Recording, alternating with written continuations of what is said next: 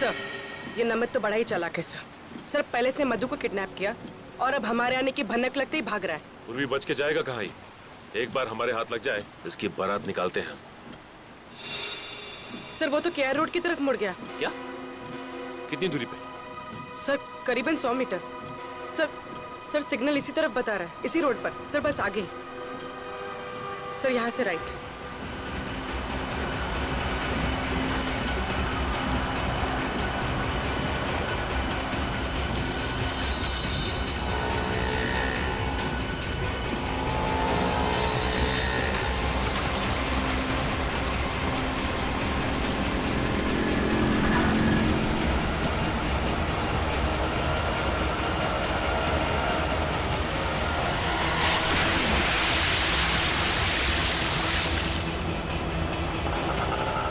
Sir, Namit इसी rickshaw में।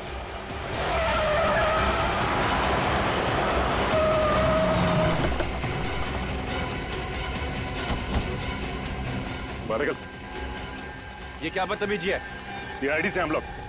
बोल, मधु को क्यों किडनैप किया? मधु किडनैप हो चुकी है। कब ऑफिसर? अनजान बनने का नाटक बंद कर। मधु तेरी गर्लफ्रेंड थी ना? बता, कहाँ छुपा कर रखा उसे? हाँ, मेरी गर्लफ्रेंड थी, लेकिन मैंने उसे किडनैप नहीं किया।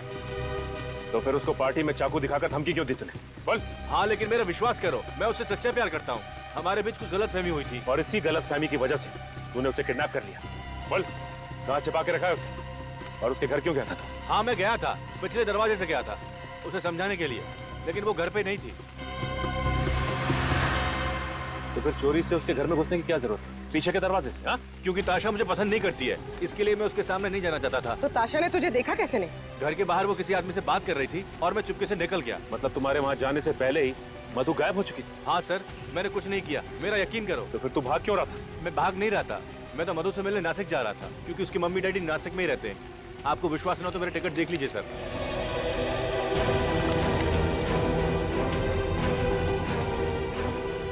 आखिरी बार कब बात हुई थी मधु से? पार्टी के बाद करीब 12:30 बजे। आप चाहो तो मेरा फोन चेक कर सकते हो। क्या बात हुई थी तुम्हारी? बात नहीं हो पाई थी, फोन ताशा ने उठाया था और उसने कहा मधु सो रही है। ये बात मुझे अजीब लगी। इसमें अजीब लगने वाली क्या बात है? क्योंकि मधु अपनी गाड़ी किसी को चलाने देती नहीं है। देखो, जब तक ये केस सॉल्व नहीं हो जाता तुम ये शहर छोड़कर नहीं जाओगे, समझे?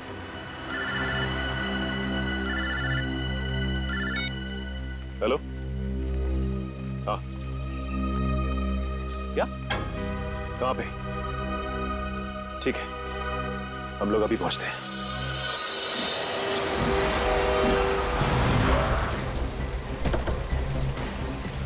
Hello sir. आपने फोन किया था? जी सर। लाश कहाँ पे? सर इस तरफ। सर, ये तो मधु है। पूर्वी, बड़ी बेरहमी से चाकू मारा गया इसे, खून अब तक बह रहा है। सर, मैं आज इधर से निकल रहा था तो मैंने इस लड़की की लाश देखी सर। सर, कितनी बेरहमी से मारा गया सर इसे।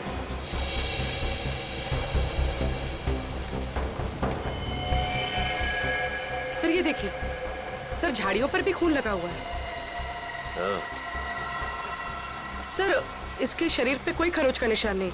इसका मतलब इसकी खूनी के साथ कोई हाथापाई नहीं हुई। हाँ पूर्वी, ये तो कमाल की बात है कि इसने अपने आप को बचाने की कोशिश क्यों नहीं की? कहीं भी कोई खरोच के निशान नजर नहीं आ रहे।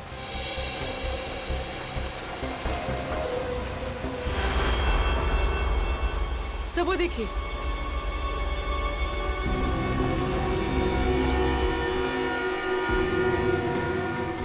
सर ये चाकू। सर, इतना सारा खून बाहर और यहाँ पर ये चाकू मिला है। इसका मतलब इस लड़की को यहीं मारा गया है। हो सकता है पूर्वी, ये चाकू तो आम चाकू है जो किचन में इस्तेमाल किया जाता है। सर, हो सकता है खून ने ये चाकू मधु के घर से उठाया हो सकता है पूर्वी। एक काम करो, इस चाकू और लाश को फॉरेंसिक भिजवा दो।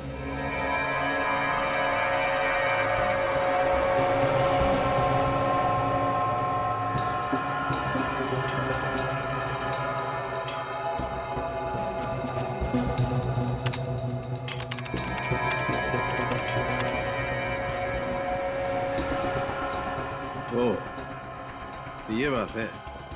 क्या बात है डॉक्टर साहब? रजत, जिस किसी ने भी इस मधु का खून किया है ना, वो इससे बहुत ज्यादा नफरत करता है। इतनी नफरत करता है कि इसे तड़पा तड़पा कर मारना चाहता है। हाँ सर, जिस बेरहमी से ये वार किया है उससे तो साफ मालूम पड़ता है कि खूनी कितना निर्दयी होगा। होगा नहीं श्रेया, होगी। क्या होगी? हाँ, होगी। वैसे आपको ये बता दूं, मधु के खून में बहुत ज्यादा मात्रा में ड्रग्स पाई गई है। मतलब सालू के साहब, मधु को ड्रग्स लेने की आदत थी? लेकिन सर, जब हमने मधु के दोस्तों से पूछताछ की तो उन्होंने कहा कि मधु को ऐसी कोई आदत नहीं थी। फिर तो एक ही गुंजाइश है, किसी ने धोखे से मधु के ड्रिंक्स में ड्रग्स मिला दिया। बिल्कुल बिल्कुल। और उसके बाद ये मधु इस हालत में ही नहीं थी कि अपने ऊपर वार करने वाले से बचाव कर सके। डॉक्टर साहब, इस चाकू से मधु का खून किया गया। इस पर उंगलियों के निशान किसके हैं? मुजरिम कौन है? गवाह भी वही, मुजरिम भी वही। क्या ताशा ने ही मधु का खून किया? ये कैसे हो सकता है सर? ताशा ने खुद हमें फोन करके बुलाया था। कैसे हो सकता है नहीं मालूम है, लेकिन इस चाकू से मधु का खून हुआ है और इस चाकू पर ताशा की ही उंगलियों के निशान है। मतलब ताशा ने हमसे झूठ कहा, अपने आप को बचाने के लिए भोलेपन का नाटक किया और इल्जाम लगा दिया नमित पर। लेकिन ताशा मधु का खून क्यों करेगी? इसका जवाब तो ताशा ही देगी, उसे देना ही होगा।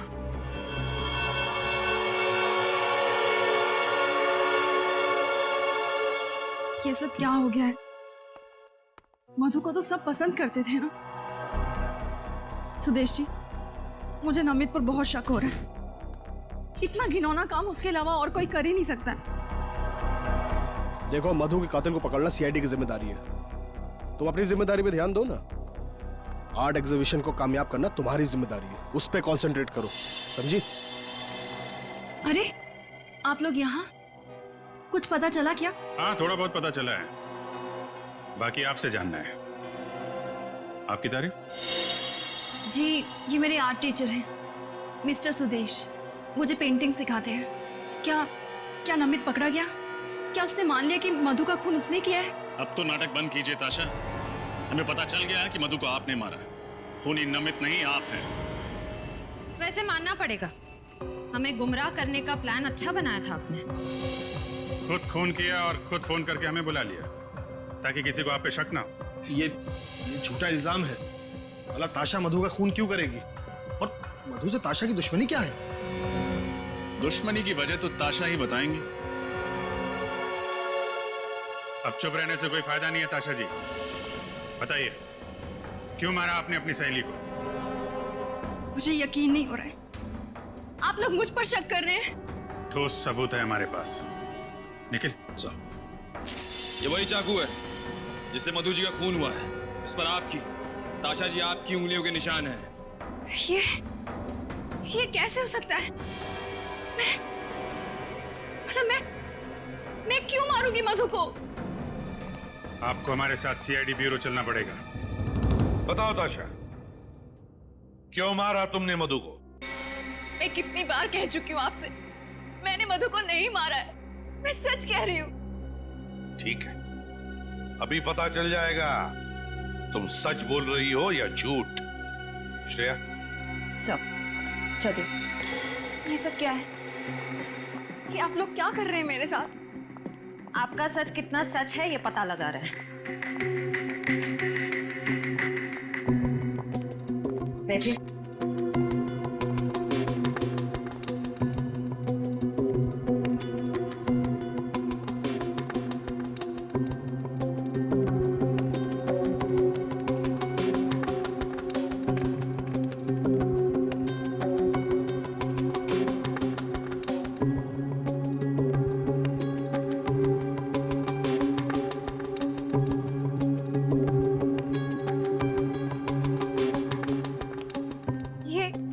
क्या कर रहे हैं आप लोग? ताशा, हम तुम्हारी पॉलीग्राफ टेस्ट करेंगे। इस टेस्ट से सच और झूठ का फर्क पता चलता है।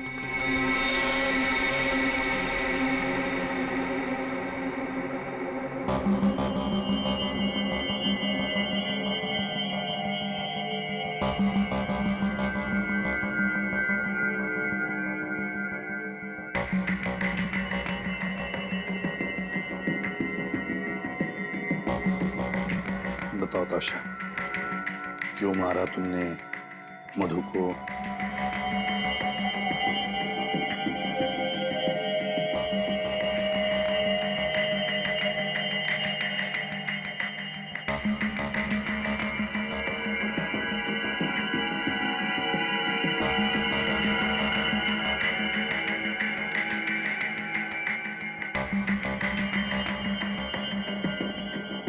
क्या तुमने वाकई मधु को नहीं मारा?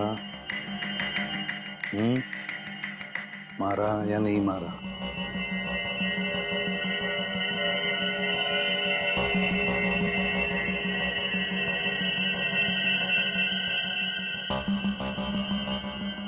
बताओ ताशा, क्या तुमने मधु का खून किया?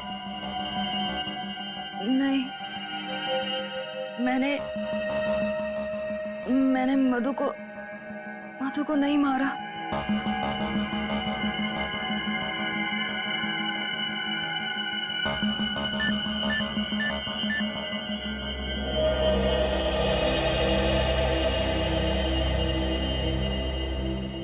आश्रय, सर, ताशा सच बोल रही है। जाने दो इसे। सर, सर, इस टेस्ट ने तो और भी उलझा दिया। अब क्या करें? हाँ सर, अजीब बात है, सारे सबूत इसके खिलाफ है, फिर भी ये बेकसूर है। ये कैसे हो सकता है सर? सचिन, कॉलोनी के वॉचमैन ने बताया कि ये दोनों मतलब ताशा और मधु रात के 1 बजे एक साथ लौटी। हाँ सर, और ताशा ने हमें तकरीबन 1:30 बजे फोन किया। एग्जैक्टली। मतलब सर, ताशा के पास सिर्फ आधे घंटे थे मधु का खून करके वापस आने के लिए। ताशा ने फोन किया हमें रात के 1:30 बजे। अब मधु की लाश जहां पर मिली है वो ताशा के घर से 20 मिनट की दूरी पर मिली, तो आने जाने में ताशा को आने जाने में 40 मिनट लगने चाहिए। ये आने जाने में 40 मिनट? तो फिर सर, आधे घंटे में ताशा ने अपने घर से फोन कैसे किया होगा? एग्जैक्टली, आधे घंटे में फोन कैसे किया होगा, है ना? इसका एक ही मतलब है कि कोई तो है जो ताशा को फंसाने की कोशिश कर रहा है मधु के खून के जुर्म में। अब सर, अब आपको ऐसा क्यों लग रहा है? जरा सोचो फ्रेडी, सोचो। साळुंखे को मधु के खून में से ड्रग्स मिले हैं, तो हो सकता है कि उस पार्टी में मधु के ड्रिंक में किसी ने ड्रग्स डाले। सर, ये मुमकिन है, क्योंकि जिस रात मधु का खून हुआ उस रात ताशा और मधु दोनों पब से पार्टी करके लौट रहे थे। बस तो फिर सचिन, उस पब में जाकर पता लगाओ उस पार्टी में कौन कौन आया था और क्या क्या हुआ था।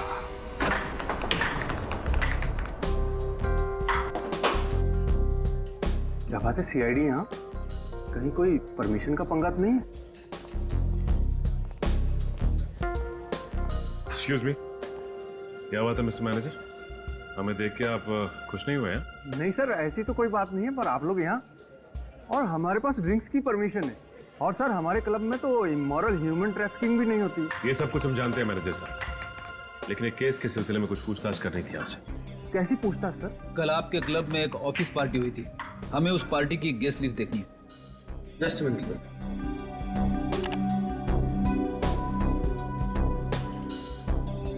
ये लीजिए सर, ये उस पार्टी गेस्ट लिस्ट। सर, इस लिस्ट में एक नाम जाना पहचाना से लग रहा है। कौन सा नाम? सर, आलिया क्या, ताशा की रूममेट? मगर ताशा तो कह रही थी कि आलिया फिलहाल छुट्टियां मनाने शहर से बाहर गई हुई है, मनाली में। बड़ी हो सकता है उसने हमसे झूठ बोला। ये देखो, आलिया के नाम के सामने ये लैंडलाइन नंबर लिखा हुआ है। कहीं ये नंबर उसी जगह का तो नहीं है जहां पे ये तीनों साथ में रहती थी? लेकिन सर, हमें उस घर में कोई लैंडलाइन फोन मिला ही नहीं। एक काम करो निखिल, इस नंबर पे जरा फोन लगाओ, देखो क्या पता चलता है।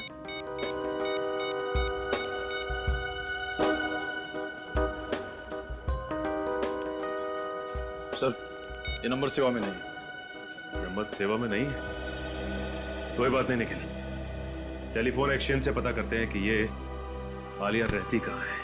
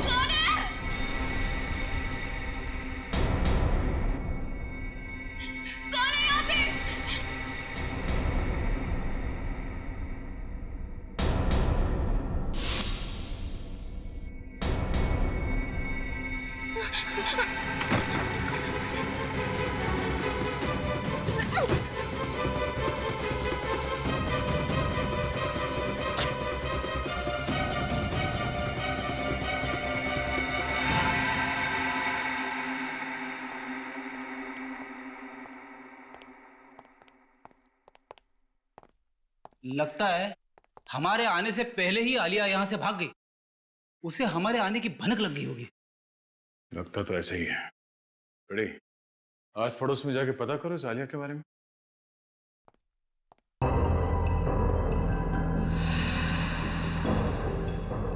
आलिया, आलिया, ये सारे पेंटिंग्स आलिया ने बनाए?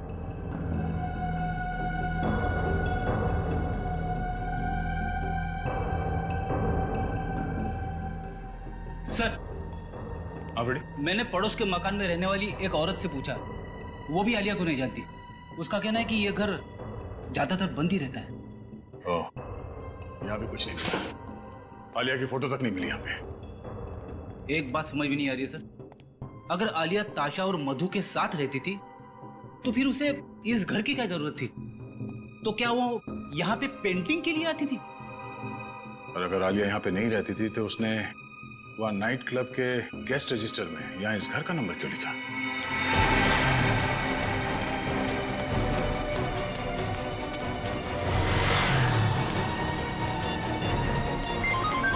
ताशा का फोन? हाँ ताशा, मुझे बहुत डर लग रहा है, कोई मुझे मार देगा। देखिए, आप डरिए मत, आप जहाँ पर हैं वहीं रुकिए, हम अभी पहुँच रहे हैं। हाँ, ठीक है।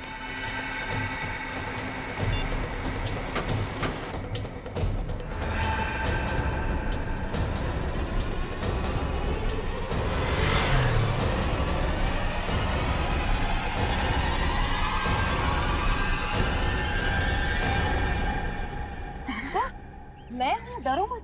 अच्छा हुआ आप आ गए, अगर आप नहीं आते तो आज न जाने मेरे साथ क्या हो जाता। देखिए शांत हो जाइए, कुछ नहीं होगा आपको। आपको इतनी चोट कैसे लगी? चलिए हमारे साथ। कहाँ? हॉस्पिटल। और कहाँ? चलो। लेकिन अगर खूनी मुझे मारने के लिए वहाँ पे आ गया तो?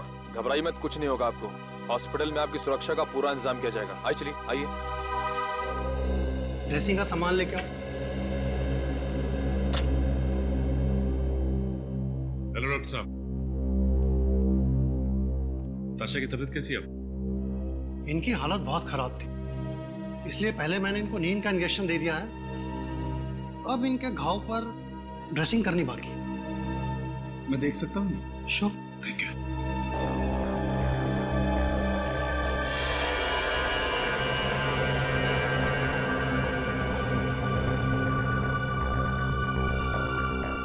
ऐसा लगता है आलिया ने हमला किया ताशा पर। नहीं सचिन, मैं दावे के साथ कह सकता हूं कि ये चोट आलिया की वजह से नहीं आई है। ये चोट ताशा को खुद की वजह से आई है। मतलब मेरे को समझा नहीं। सचिन, या तो ताशा ने अपने आप को किसी चीज से मारा है या फिर कोई और वजह है, जैसे ये कहीं गिर गई या ताशा गिरी या फिर ताशा को गिराया गया। ये तो ताशा के घर जाने के बाद ही पता चलेगा कि इस घाव की वजह क्या है। अच्छी तरीके से तलाशी लो घर की।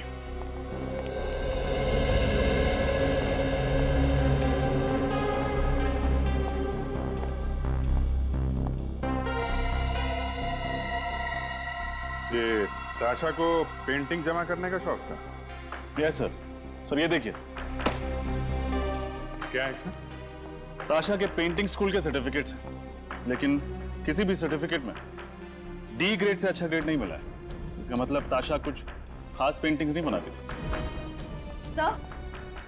सर ताशा की मेडिकल रिपोर्ट्स और ये डॉक्टर का प्रिस्क्रिप्शन। और सर शायद ये दवाइयां भी ताशा की हैं। Doctor Shekhar psychiatrist. ताशा को दिमाग की बीमारी थी। डॉक्टर शेखर से मिलना पड़ेगा। डॉक्टर शेखर, आपकी एक पेशेंट है, मिस ताशा, याद है आपको? ताशा? बिल्कुल, लेकिन बात क्या है? कुछ प्रॉब्लम है उसे? ऐसा ही कुछ समझ लीजिए डॉक्टर साहब। वैसे डॉक्टर साहब, ताशा को बीमारी क्या है? Split personality disorder. एक ही इंसान में दो रूप। पिछले 1 साल से मैं उसका इलाज कर रहा हूँ और बीच में उसकी हालत काफी अच्छी होने लगी थी, लेकिन क्या डॉक्टर साहब? पिछले 3 महीनों से उसका मानसिक संतुलन कुछ ज्यादा ही बिगड़ता जा रहा है। उसे फिर से दौरे पड़ने लगे हैं और वो अपने आप को आलिया समझने लगी है। क्या? आलिया? जी हाँ, ताशा का काल्पनिक रूप। क्या मतलब? आलिया नाम की कोई लड़की है ही नहीं, ये ताशा की कल्पना है? जी हाँ। डॉक्टर साहब, आप कह रहे थे कि पिछले 3 महीनों से ताशा की हालत और भी खराब होती जा रही है, क्यों? यही तो मुझे भी समझ में नहीं आ रहा है, क्यों? क्योंकि ताशा पिछले 3 महीनों से वही दवाइयां खा रही है जो पिछले 1 साल से खाती आ रही है। तब तो डॉक्टर साहब ये भी मुमकिन है कि आप गलत दवाइयां देकर ताशा की बीमारी का फायदा उठा रहे हैं। भला मैं अपने पेशेंट के साथ ऐसा क्यों करूंगा? मैं डॉक्टर हूँ, कोई क्रिमिनल नहीं। डॉक्टर साहब, अगर आपकी दवाई खाकर ताशा की तबीयत खराब हुई है तो आपकी तबीयत खराब होने में भी ज्यादा वक्त नहीं लगेगा।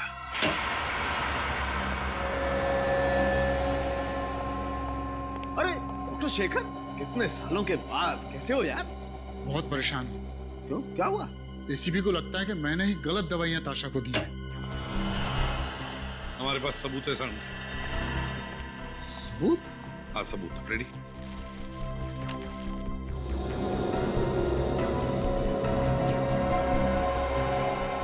ये दवाइयां हमें ताशा के घर से मिली और ये सारी दवाइयां डॉक्टर शेखर ने प्रिस्क्राइब की है।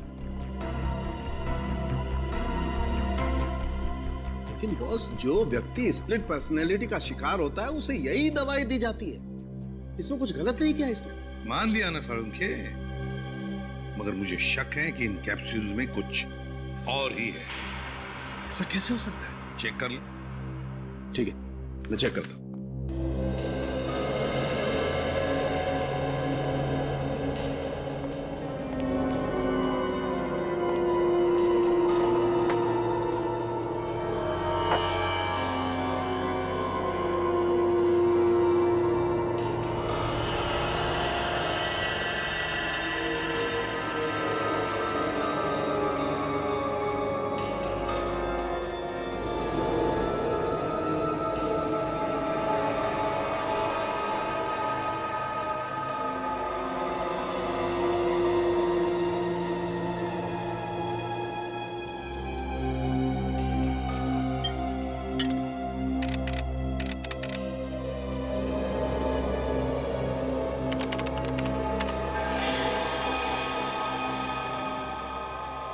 माय गॉड, ये तो हैवानियत है।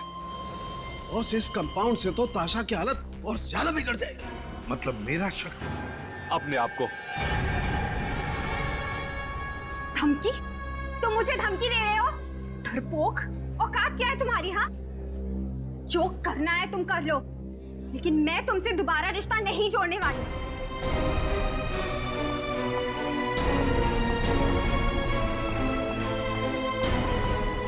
चलो ताशा, घर चलते।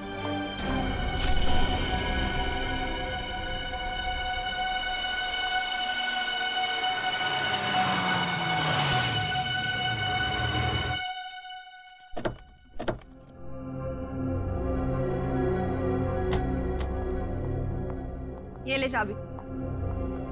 चल यार, इतना मूड क्यों अपसेट करके रखा है तूने?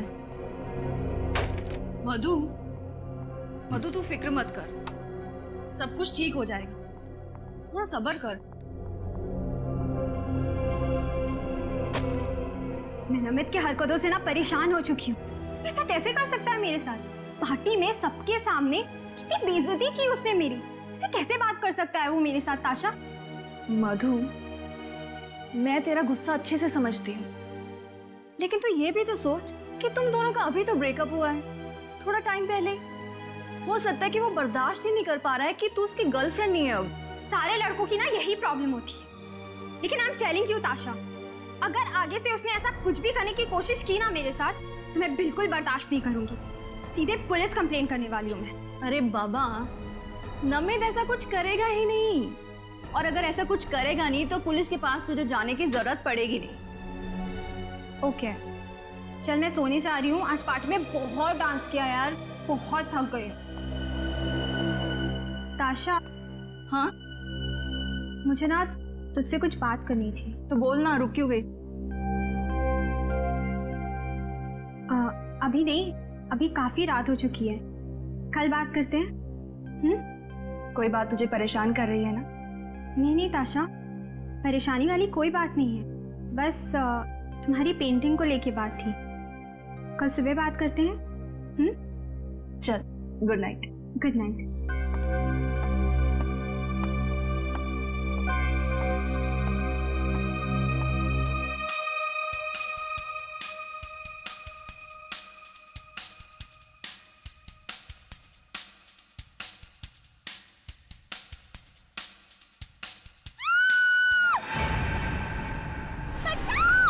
मुझे मत मारो,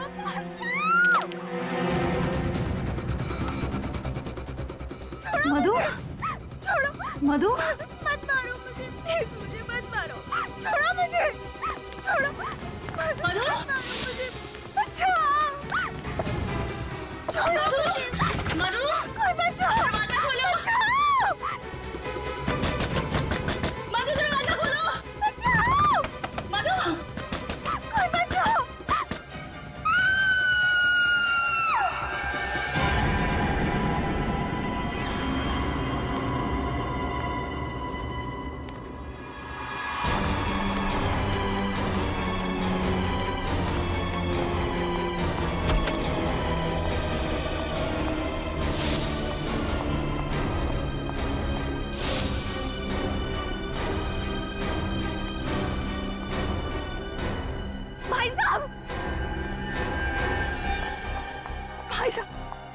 क्या हुआ बहन जी, आप इतनी डरी हुई क्यों? प्लीज मेरी मदद कीजिए, मेरे घर में कोई घुसा है।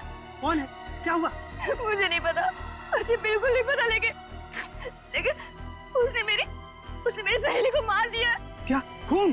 प्लीज कुछ कीजिए, प्लीज। हमें सीआईडी को फोन करना हुआ, वही ठीक रहेगा। Hello, CID? कमरा ऊपर है, सब चौकन्ने रहना।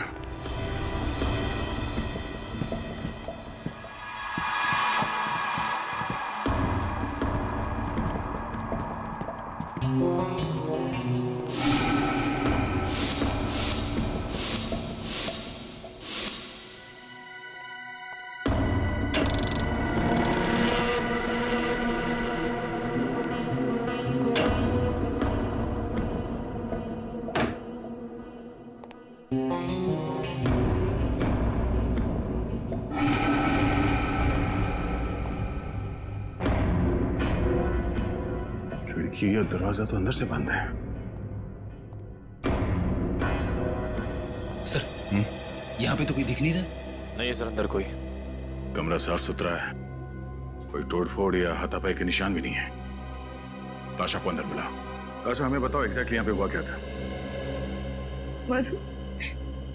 मधु को मार डाला। ये मधु कौन है? मधु मेरी बहुत करीबी सहेली है।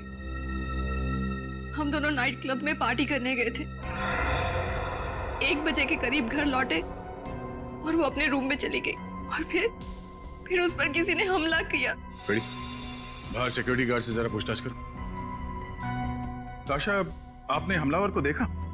नहीं, मैंने मधु के चिल्लाने की आवाजें सुनी और कि मैं उसको बचा नहीं पाई।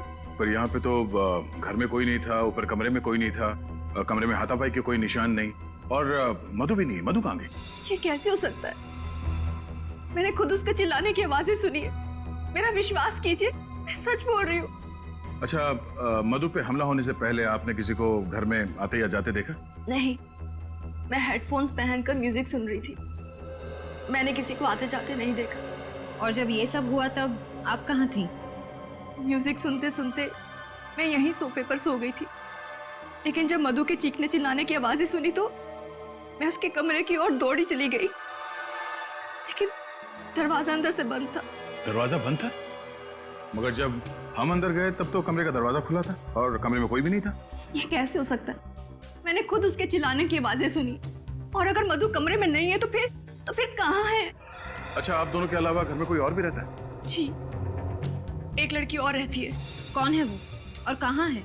आलिया, मैं, मधु और वो, हम तीनों रहते हैं। फिलहाल वो छुट्टियां मनाने के लिए मनाली गई हुई है। आपको किसी पे शक है? हाँ। किस पे? नमित पर। ये नमित कौन है? मधु का एक्स बॉयफ्रेंड। और उस पे शक की वजह? पार्टी में नमित और मधु का बहुत बड़ा झगड़ा हुआ था। नमित बहुत गुस्से में था। नमित कहाँ रहता, कुछ मालूम है आपको? जी, विंडफोर अपार्टमेंट्स, 10th फ्लोर। नमित और मधु की फोटो है आपके पास? हाँ है। गुड। निकले, एक काम करो, इस नमित के घर पे जाके पता करो। और श्रेया, नमित और मधु इन दोनों की फोटो सारी पुलिस स्टेशन में भिजवा दो। सर। मधु की जान खतरे में, उसे किसी भी हाल में बचाना होगा। सालूं के मुझे नहीं मालूम इस कैप्सूल के अंदर की सही दवा को बदलकर ये दवाइयां किसने डाल दी। मैं मानता हूं कि मैंने ही ताशा को ये प्रिस्क्रिप्शन दी थी, लेकिन मैंने ये दवाइयां नहीं बदली। तो फिर कौन कर सकता है ये? बस मैं डॉक्टर शेखर को बहुत अच्छी तरह से जानता हूँ, काफी सालों से जानता हूँ। ये ऐसी गिरी हुई हरकत नहीं कर सकता है, इसकी गारंटी मैं लेता हूँ। ठीक है, देख सालुंखे, तू डॉक्टर शेखर की गारंटी ले रहा है, इसलिए मैं इन्हें छोड़ रहा हूं, वरना तू जानता है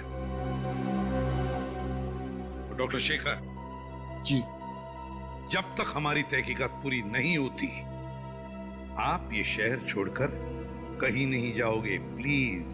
जी। स्प्लिट पर्सनालिटी, स्प्लिट पर्सनालिटी, एक ताशा और दो रूप। इस ताशा पर नजर रखो ताशा पर।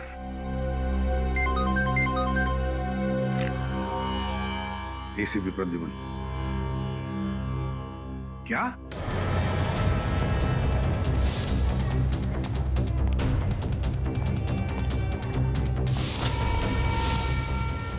ताशा? जी सर, पता नहीं। रिसेप्शन पर पता करते हैं। डॉक्टर साहब, ताशा कहाँ है? वो अचानक से कहीं चली गई, इसीलिए मैंने आपको फोन किया। अचानक कहाँ गायब हो सकती है? आप में से किसी ने देखा उसे? सर, मैंने देखा है। ताशा काले रंग के कार में बैठकर चली गई। ठीक है, पार्किंग लॉट से उस गाड़ी वाले का नंबर लेते हैं।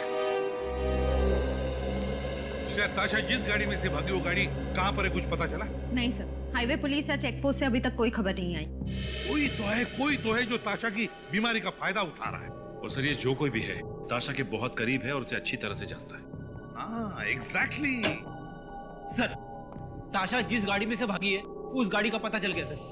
वो गाड़ी उसी के नाम पे रजिस्टर है। गाड़ी ताशा के नाम पर ही रजिस्टर है, तो फिर खूनी शायद उसी गाड़ी में ताशा को लेकर गया होगा। वैसे भी सर खूनी गलत दवाइयां देके ताशा को सम्मोहित कर रहा था, और उसी की बात सुनकर ताशा हॉस्पिटल से भागी भी होगी। मगर कौन कौन हो सकता है ये? कौन कर सकता है ये सब? नहीं, ये सुदेश तो नहीं? सुदेश? हाँ सुदेश, वही चित्रकार, वो पेंटर जो ताशा और आलिया को पेंटिंग सिखाता था। सर वही जो ताशा की हमेशा तरफदारी करता रहता था। हाँ वही, ताशा के आसपास ही तो रहता था, और वो ताशा की बीमारी के बारे में भी जानता था, और ये भी जानता था कि ताशा अपनी दिमाग की बीमारी के लिए इलाज करवा रही है। सचिन एक काम करो, उस डॉक्टर को फोन करो जो इलाज करा रहे हैं। सर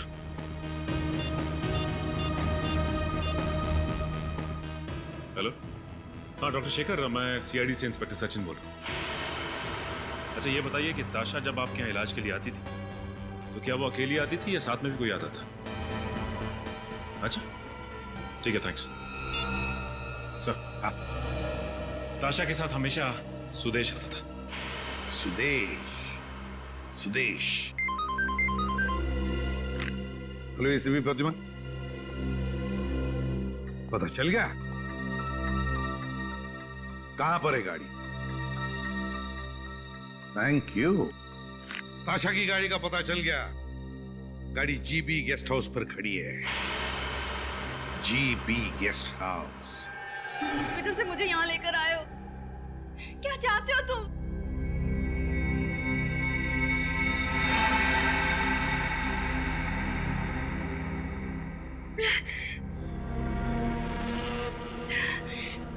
मेरा सर दुख रहा है, मुझे मेरी दवा चाहिए, मुझे मेरी दवा।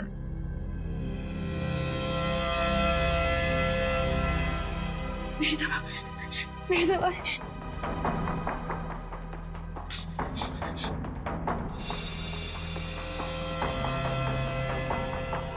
यही दवाई खाती हो ना तुम? लेकिन आज तुम्हें ये गोली नहीं मिलेगी। आज मैं तुम्हें दूसरी गोली दूंगा।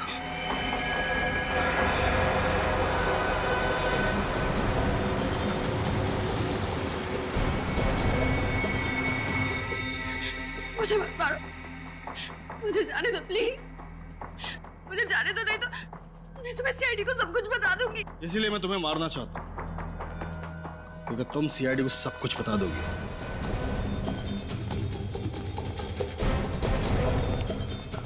कहाँ है? इस कमरे में से। वैसे तुम मेरे लिए वो सोने का अंडा देने वाली मुर्गी हो जिसे मैं मारना तो नहीं चाहता, लेकिन तुम अब मेरे लिए खतरा बन चुकी हो, और मैं खतरे में जीने का आदी नहीं हूं। तो अब जेल में जीने की आदत डाल लो, क्योंकि अब वही तुम्हारा ठिकाना है। ना इंस्पेक्टर, ये कदम भी आगे बढ़ाए ना तो ताशा की खोपड़ी में गोली डाल दूंगा।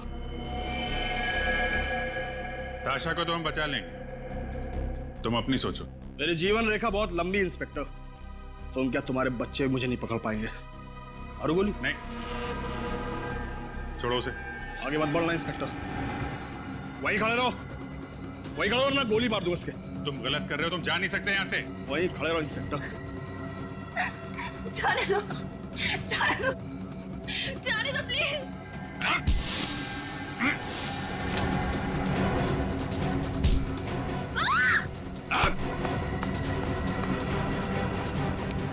कहाँ गया? उधर गया सर। पकड़ो उसे। सर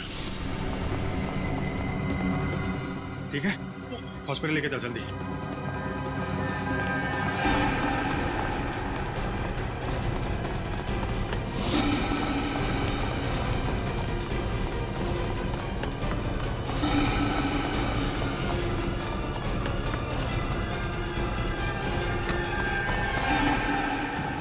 कहाँ भाग रहे हैं?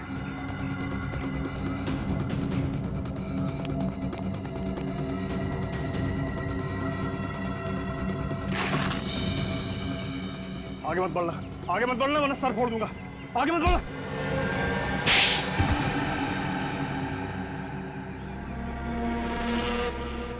क्यों मारा मधु को तुमने? क्योंकि वो मेरा राज जान गई थी। कैसा राज? यही कि मैंने ताशा की दवाई बदल दी थी, जिससे उसकी बीमारी कम नहीं होगी बल्कि और बढ़ेगी। ऐसा करने की वजह? ताशा का दूसरा रूप आलिया, जिससे मुझे फायदा था। ताशा जब आलिया के रूप में आती थी तो बहुत अच्छी पेंटिंग करती थी।